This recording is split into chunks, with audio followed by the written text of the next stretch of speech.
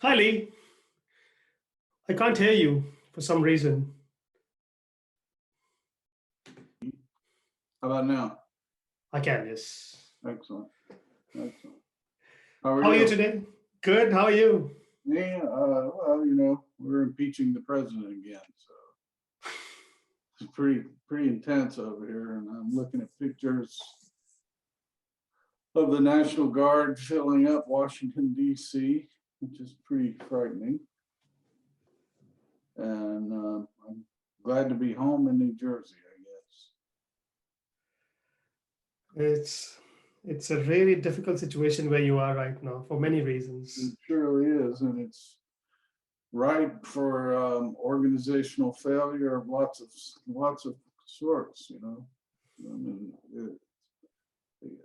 it's just kind of a tense situation that leads to all kinds of confusions and people getting their mandates crossed and either not being organized or being poorly organized for the situation. That's if we get through the next week without significant trouble, I'll count my blessings. Yes, it's going to be a difficult 1 week now. The next one, the whole world is watching it. I know, and for good reason.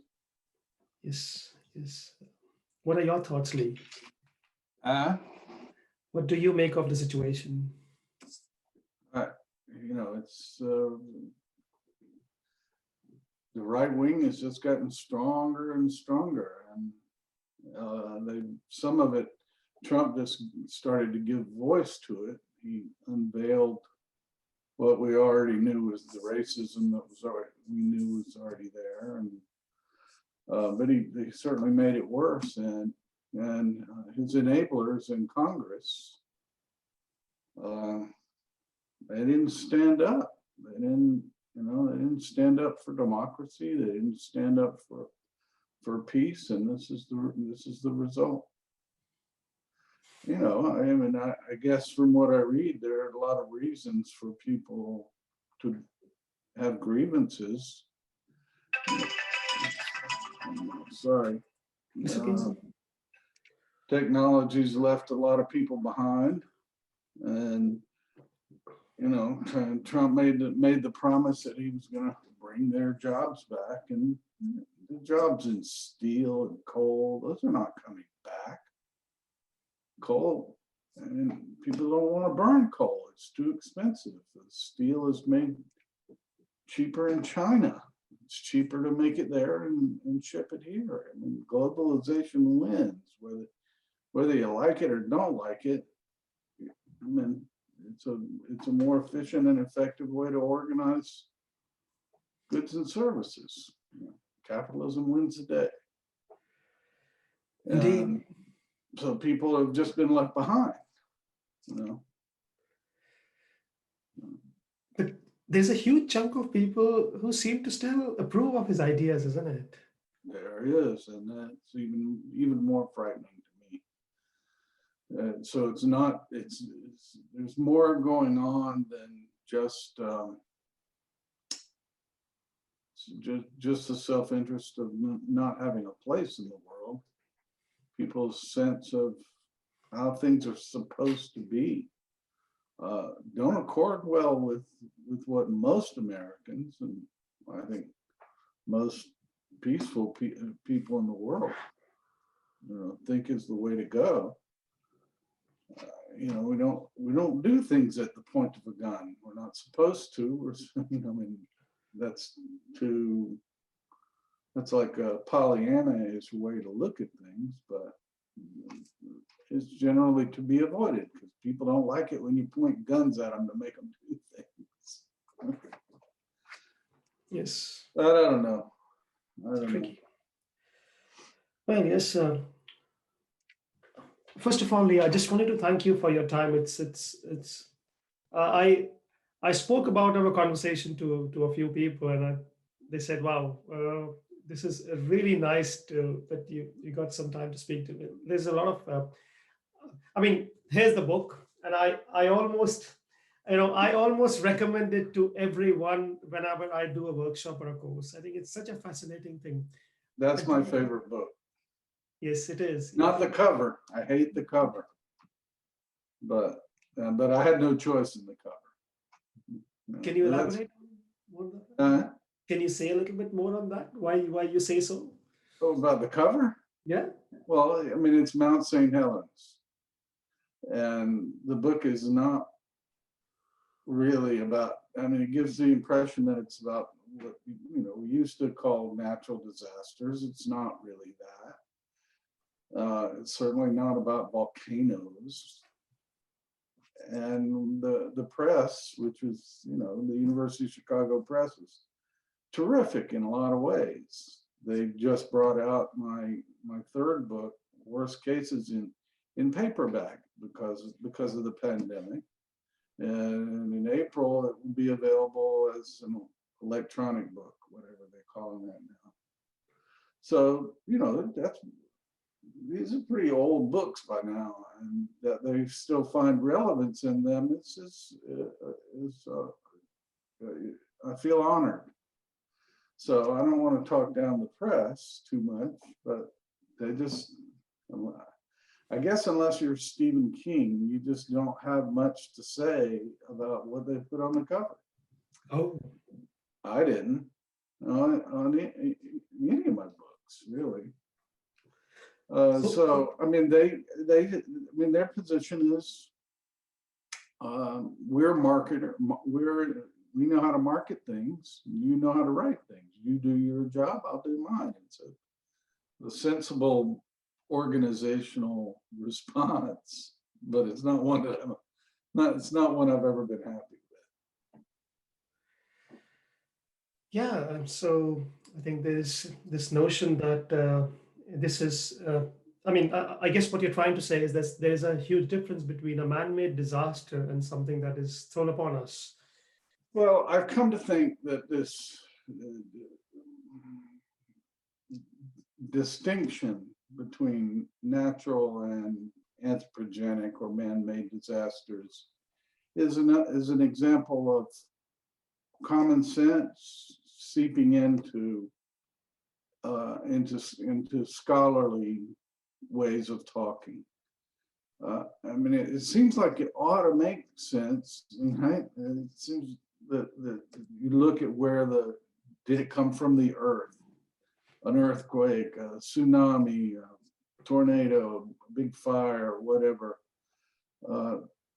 It feels right that there would be a difference between that and, I don't know, Titanic or Fukushima or Chernobyl. But in truth, there's always some interaction between humans and hazards, whether the humans, we put ourselves in the way of hazards, of risks. We take risks and we make systems. Fires are a good example. I mean, very relevant here in the States. Have been over the past several fire seasons, especially in California. It looks like the world's on fire, and you could say, well, the fire is natural, but the truth is there's climate change, which is now only climate deniers say that humans don't have anything to do with that, and people go and build houses in places that are obviously dangerous. So if people weren't there, if people didn't put their big beautiful homes in the way of calamity, of potential calamity, if it caught fire, it would catch fire. That's a perfectly natural thing to happen. But then, people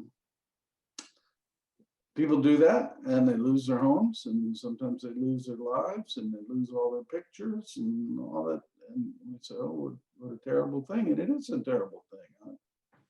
But it takes two to tango there. I, Fukushima is the same thing. I mean, 6 nuclear power plants, that was a catastrophe of enormous proportions. But, you know, you put 6 nuclear power plants, all of Japan is basically one big earthquake fault. And so wasn't surprising that a tsunami would happen and come and do the damage it did. You could say, well, that was an interaction between a natural hazard and a technological one, but it doesn't really get us very far. And furthermore, we have some terrific research done by some people who, Steve Piku and some of his colleagues. They did a bunch of research on the response to the Exxon Valdez oil spill, which is very old now, but still significant here in the States, whether people think about it or not. And they discovered that people were not building what we call in the disaster research community an altruistic community. And there are a lot of reasons for that. The simple answer is to the question why, is that lawyers get involved, at least in the States, and lawyers keep wounds open. And so it set people against one another, and communities against people. Alcoholism rates went up, drug abuse, divorce, suicide, and it ruined people's ways of making a living. Fishermen, you know, and especially. And this was not predicted. This Bill Freudenberg, who's no longer with us, I think it was he called it a corrosive community. And we see that a lot now. And we'd say, well, that tends to come when the victims of a disaster define the disaster as a result of human causes, technology, organization, you know, and although, well, so if they decide that it's because of the avarice of oil companies, or the technology was insufficient, as was the case at Chernobyl, then people feel like they're being screwed. And so this gets in the way of building this altruistic community, the people who, the old-timey disaster researchers, and there's a connection here with the organizations, which is why, with organizational analysis, which is why and my home field where I was trained was I trained with Charles Perot. You know, he did straight organizational analysis, and I thought that was interesting and really important. But also, I was interested in this disaster stuff, and as was he, because he wrote this seminal book, Normal Accidents. So, disaster research has always been concerned with social organization. Whether in the old days it was called, we now call it social movements research, it was called mass behavior. There was always a concern with bureaucracy, there was concern with political sociology. So they kind of use they being the people who really started disaster research. They use disasters to ask questions about social organization. So I thought that was fascinating. So there's a kind of a natural, so to speak, there's a connection between studying disaster, studying organizations. I'm rambling now, but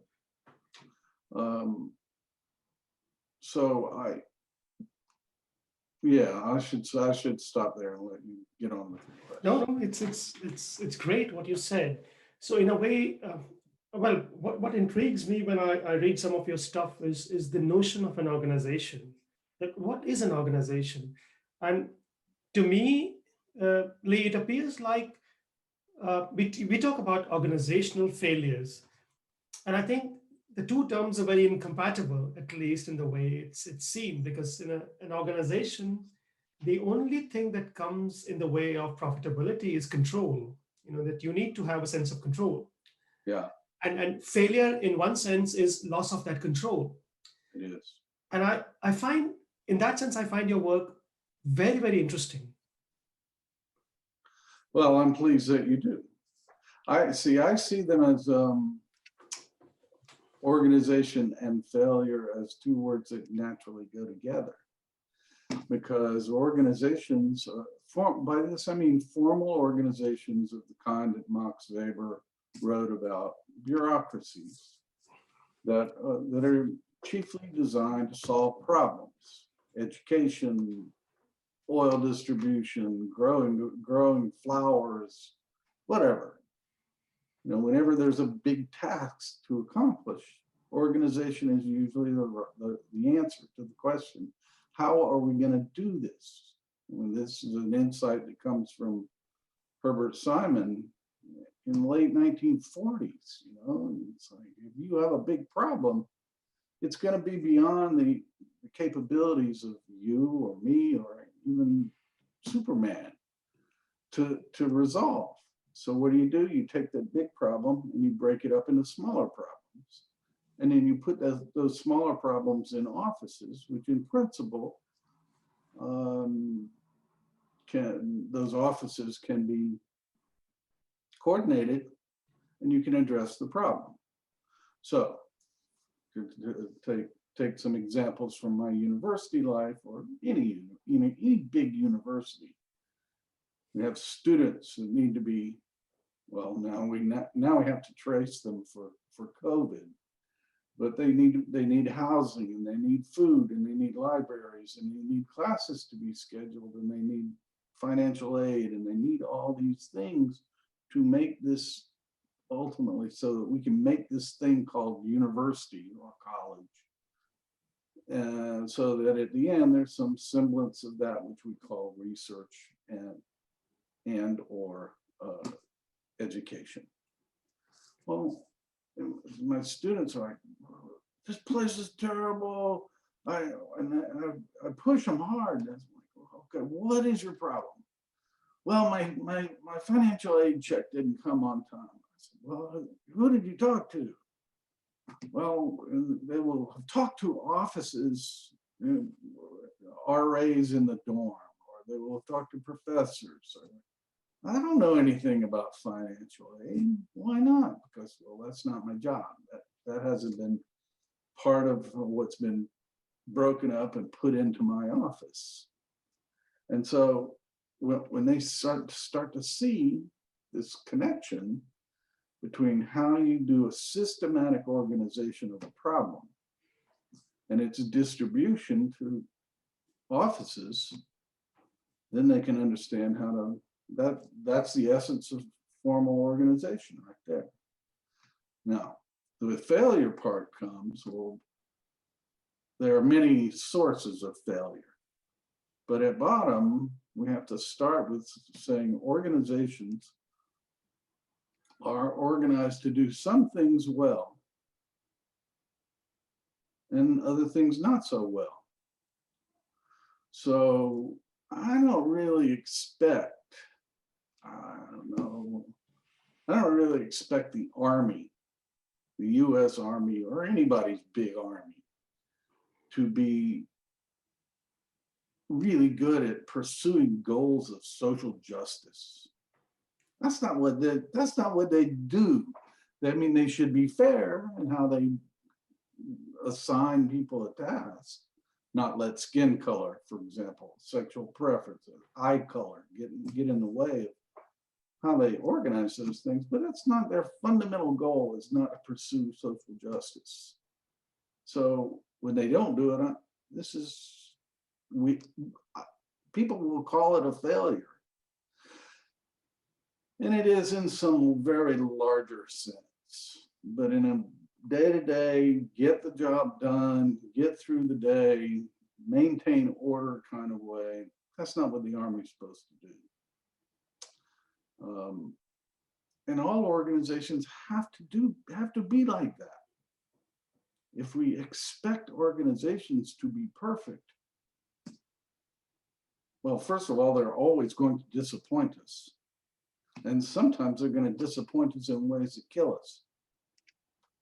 Inadvertently, or advertently sometimes on purpose. But generally, we're concerned with accidents. Things go bump in the night. The ship zigged when it should have zagged. But I mean, that Exxon Valdez spill in 1989, we can say that was, we can identify individual errors that happened along the way. But what's the system supposed to do? It's supposed to get oil out of that place as fast and reasonably, I mean, it needs to be safe. They want it to be safe. But there's a cost to safe. There's a cost to safe. We've kind of lost that realization in the present, pandemic. Safety at all costs. Well, it's hard to say it out loud, but in fact, there are real costs to keeping people at home for long periods of time. Anyway, organizations are designed to do some things well, and by definition, they're not going to be able to do everything well. So failure is kind of built in. In my world, our world, it really, if I mess up in class,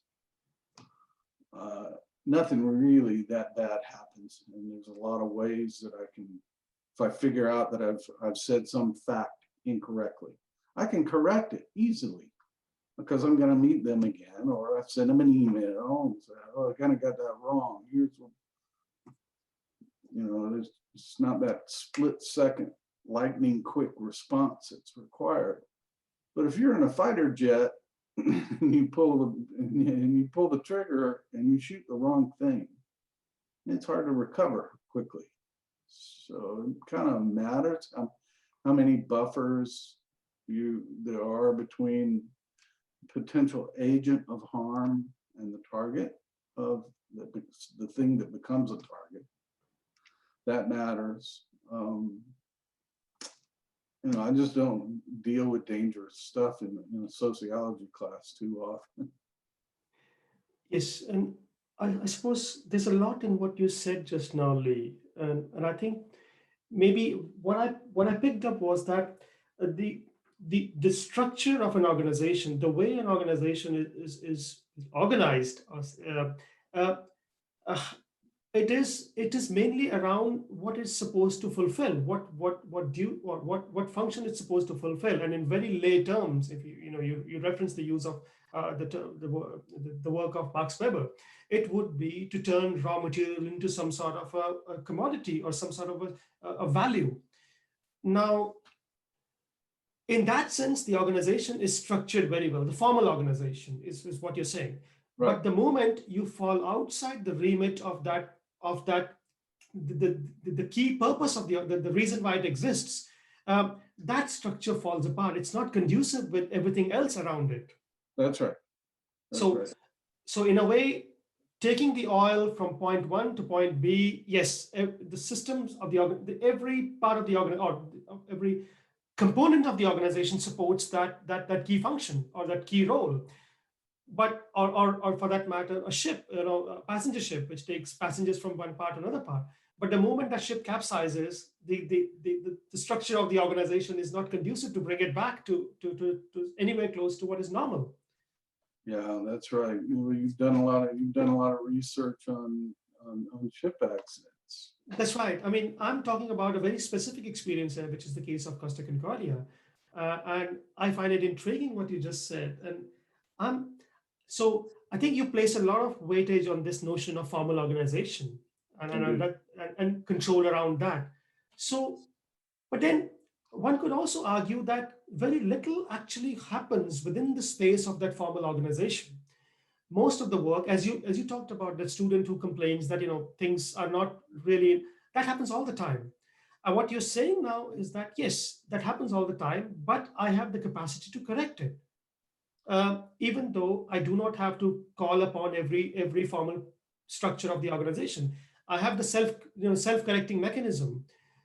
But then some situations are more unforgiving than others, and when that happens, it becomes difficult, and what Pero would call a very tightly coupled situation. Yeah, yeah, absolutely. You've said nothing that I disagree with.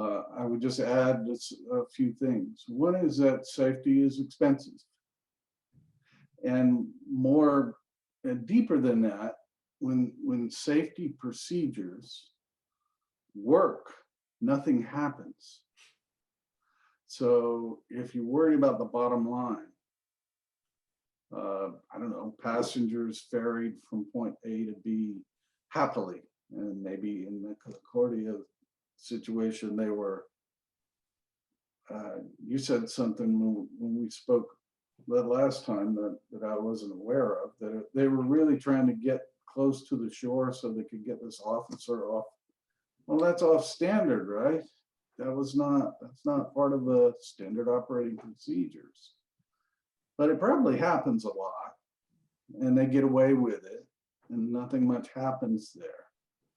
But if they follow the rule from here on out, they'll follow that rule. Let's don't take chances close to the shore just to make it convenient for some officer to get off the boat. Fine. And nothing will happen. And when nothing happens, it's hard to see that as evidence. I mean, what is it really evidence of? That we're doing things safely, or that we're doing unnecessary things? Here's another example from the Exxon Valdez case. In the early days, I don't know if you've ever been to Alaska, but Alaska it's a majestic, it's an incredibly beautiful place. Everything is big, snow and ice and seals and water, crystalline waters. It's just a sin. And I'm not a religious person, but it's a sin to befoul that place with oil in the water. And the people who lived there, they knew the risk, and they complained bitterly. They said, why do we have to drill here? Why do we have to let's get oil somewhere else? And the Coast Guard responded well. The U.S. Coast Guard is a terrific organization for lots of reasons. But they responded. Their response was to send 2 tugboats out from the pipeline terminus, the end of the pipeline in Valdez, Alaska. From it would load up with all this oil, 10 million or 11 million barrels or whatever it was, a lot of oil, and then head out to the Gulf of Alaska. And from that point to the Gulf of Alaska is called the Valdez Narrows. And it is, there's not as much room for error there. Once you get to the Gulf of Alaska, it's wide open sea. So they had 2 tugs that would escort these super tankers out to the Gulf of Alaska. And lo and behold, they never had an accident. I've forgotten how long it was. It was a long time. And the reasons were were pretty mundane. You had more eyes on the problem, you had more vessels looking out for potential danger, more radar, more pieces of the system looking at potential things that could go wrong. Well, after a while, but it was expensive. It was expensive to do that. After a while, people started to interpret that safety as not necessary. Not as, well, what we're doing is making a safe system, whatever the cost. What we're doing is superfluous. It's just symbolic. But it turns out it wasn't. But the point is, when systems are running right, nothing happens. Most of the time, big airliners go from point A to point B and nothing happens. But if you talk to pilots, a lot of things go wrong and they're able to recover from that. We had, Yes. unfortunately had a recent catastrophe, but they will happen. Yes. And that's a very good example what you gave just now about the tanker in the Alaska coast. So in a way, what you're referring to is that there is a lot of, when I think in anthropology, there's a beautiful saying, we say it like, nothing never happens. So, so nothing never happens in the sense that you may think that, that the system is safe because everything is working fine, the rules are working as intended, but there's an awful lot of adaptive capacity here. There's a lot of things happening here that's keeping the system safe, which you probably don't see. And you don't see because you don't ask the right questions. The questions that you're asking are giving you that sense of illusion that everything is under control because, people are doing as you would imagine they would do. Yeah. And the result when things go wrong is, we say, is a failure of imagination. This was a big thing in the 9/11 report. It was a big thing. People have been talking about that since the, whatever you want to call that, what happened in Washington last 2 weeks ago, whenever it was.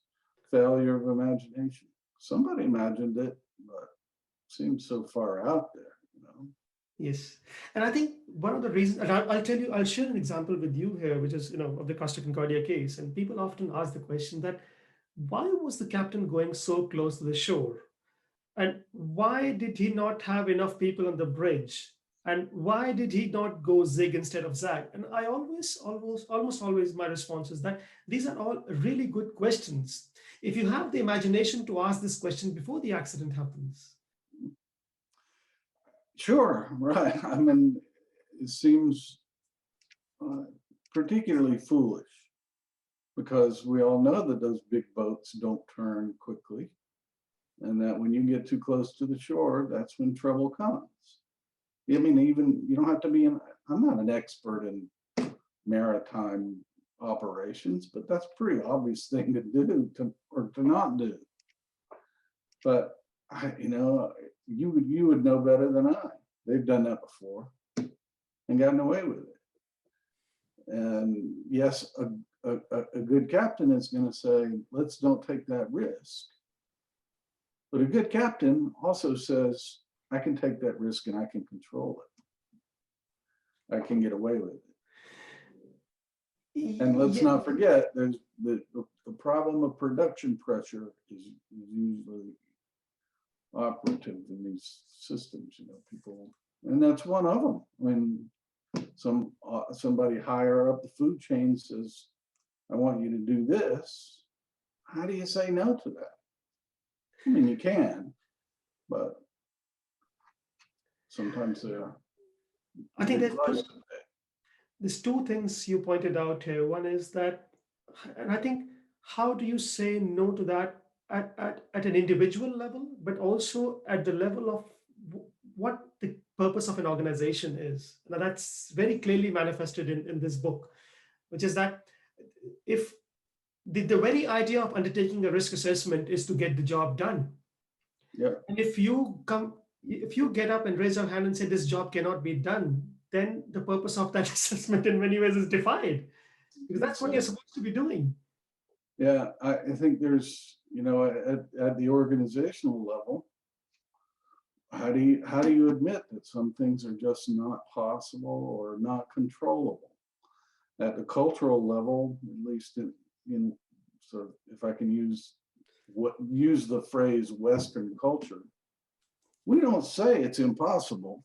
We say, engineers have a favorite saying. They say, I can make a system as safe as you want. Just tell me how much you want to spend. we can build dams. We can build anything you want. Just tell me how much money you have for it. It's not a problem we can't solve. And a lot of times, they're right. We do things. I mean, what are there, 9 billion people, 8 billion people on the planet now? And a lot of them suffering every day, but people are alive, and we'll just stick with the COVID example. We will probably not solve it, but we'll adapt, and the world's not really coming to an end because of it. But there are people who say, we can control this. Trust us, we can control this. I'm skeptical. I won't say they can't, because, ultimately I'm an expert in sociology, not epidemiology, certainly not virology. I'm not an expert in those things, and that's another part of, what an organization does. It says, you're an expert in this, but not this. This is not your job. So there's always a tension there. So you wouldn't want me to be at the helm of the Concordia or an airliner. I don't know how to fly those things. yes, I'm just thinking as you're speaking, Lee, that from what I gather so far, what else can an organization say in the face of uncertainty, if not what you just stated? What is the alternative here? It's a really important question, and it's the answer is easy from an academic's. I sit in my office here and I say, well, what I'm about to say, but in practice, it's hard to implement. What I'm about to say is they can say forthrightly, we don't, like the BP oil spill. Part of the problem there is that they just went way too deep.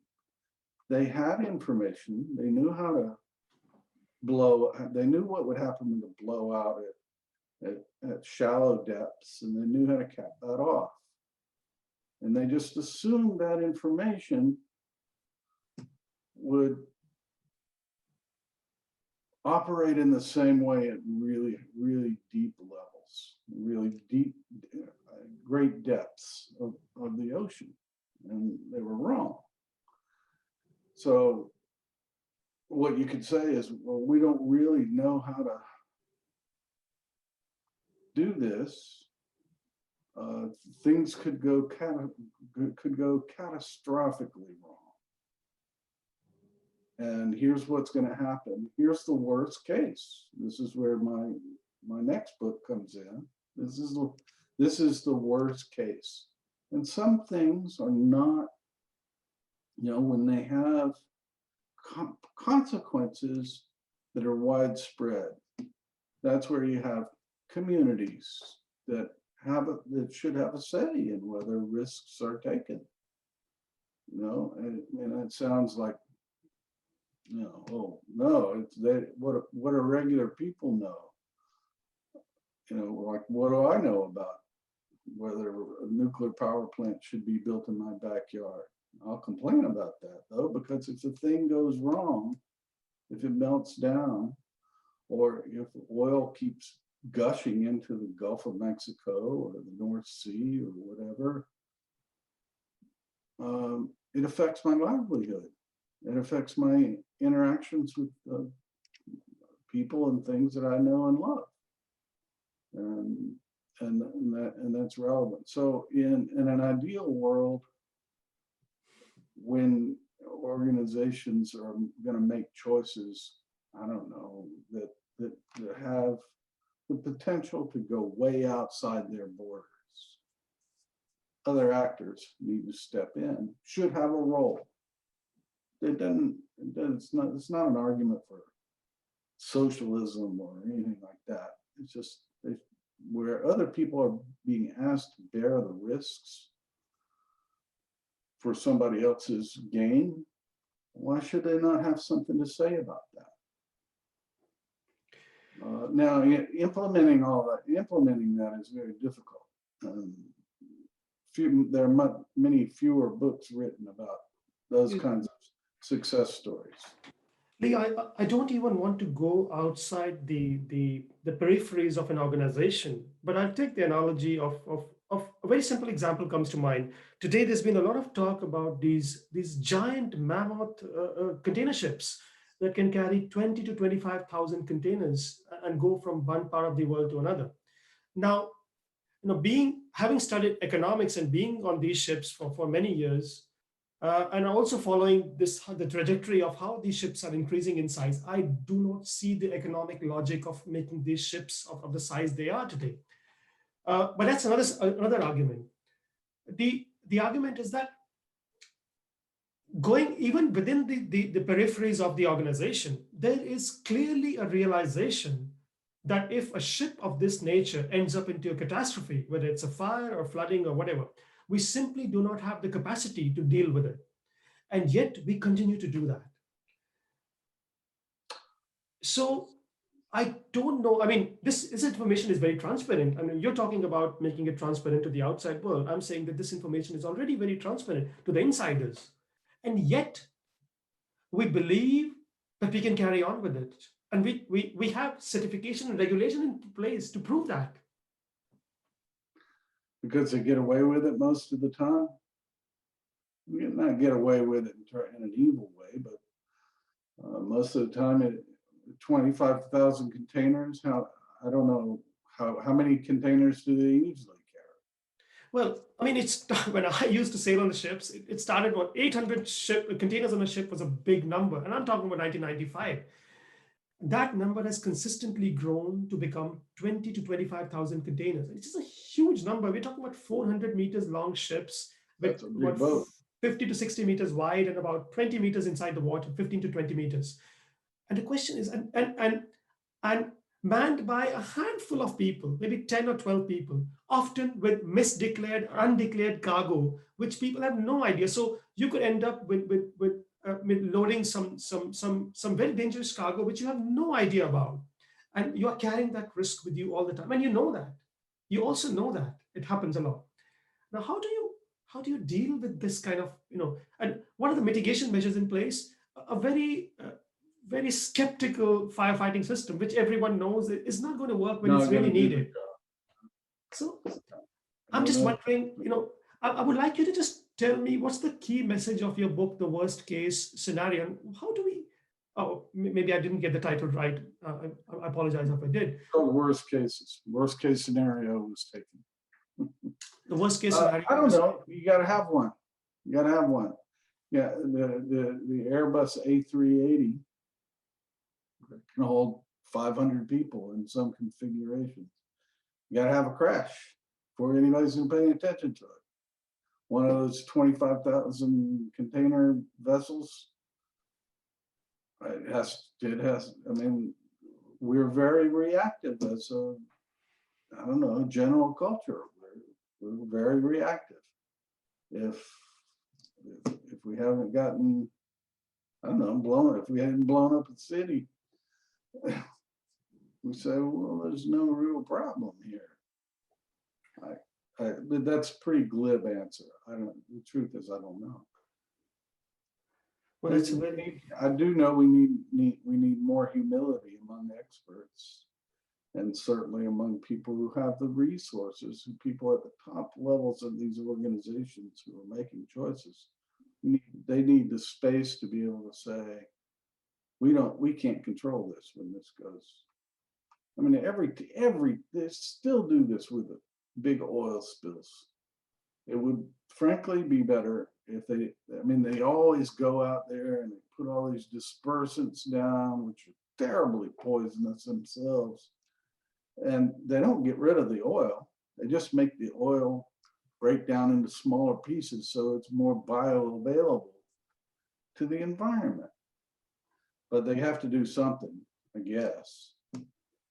But what we really should do in those cases is just walk away from it. Say, well, that's the cost of doing business. But do that beforehand so that the costs can be covered. And I'm not just talking about the cost to the organization, the potential cost to communities. Or who knows? I mean, if they're carrying 25,000 containers and they don't know what's in them, how can they do that? What, there could be nuclear weapons in there? could be. So Really? let me explain this to you. So this is interesting. I think it would be an informed. It would be an insight for you as somebody who researches into this area. So that container ships load a lot of cargo from different parts of the world and discharge a lot of cargo. Now, in many ports around the world, when you load the container onto the ship and otherwise, you have no idea. You can only go by what the shipper says is the weight of that cargo. You have no way to find out. I mean, there are technologies available today. As soon as you lift the container on the crane should be able to. So technology does allow, but we haven't really ventured into that space because we don't see any incentive in doing that in many parts of the world. Now, then the other issue is that as just before the ship sails out, there is a mad rush to get a lot of containers in, last minute containers in. And that's when you get a lot of misdeclared, undeclared cargoes. And again, you have no idea because the container is sealed. And you are just a carrier of that risk. You're just told, here's the paperwork and here's the container. You're not supposed to open it. You're not supposed to question what is inside. You're supposed to trust that manifest and just go with it. And most of the times it's okay, except that it's proven that a lot of times there are lots of surprises there. Like what? Drugs? Huge. It's documented a lot of times. Yes. Yeah. But I want to go back to this idea of just going away from this conversation, what you mentioned about humility amongst experts. That when you are designing regulations, then you're designing controls. So is it really a question of humility? Because I see this as more of a structural issue, Lee, is that yes, you can be very curious. And this discourse has become very, very popular these days, the leadership to become more curious, more humble. But how does the structure really support that curiosity is another question. It's a much bigger question, actually. Yeah, I don't know the answer to that. I just don't know the answer. Because as soon as you try to structure it into normal operations, the risks become routinized. I mean, I can only say from you just shifted them around. You haven't really solved the problem. Indeed. I'm just because I'm very cautious of this new thinking that has emerged these days about psychological safety, about being, and I wholeheartedly agree with leadership being more curious and humble. My question really is that how do we sustain that humility within an organization? Because if you read, a recent article on the BBC says that a CEO of a company can earn the wage of a worker, what a worker earns in one full year, the CEO can earn that salary in 3 days of work. If that's how we structure an organization, then how do we really get to this situation? There's the obvious. You can put them in jail. And instead of saying, well, there were no crimes here, we can put them in jail. as we do to operators. We could have more regulation, but these are facile answers. They're not. If I had confidence that I knew that I had a meaningful answer to your question, I would be a consultant instead of a professor of sociology. That's a very I've consulted a little bit, but only about stuff that I truly understand, and how to institutionalize a concern with safety.